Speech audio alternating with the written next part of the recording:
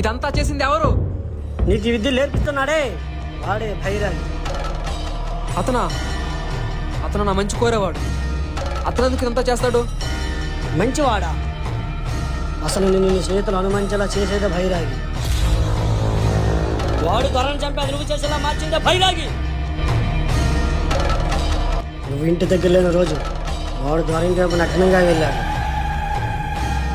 అది నీ మీద అనుమానం వచ్చేలా చేశాడు. వాడి దగ్గర నిన్ను రప్పించుకున్నారు. వాడి విద్యలు నేర్పించి ఆ రామునిగా నీ ద్వారానే బయలు చేయించాడు.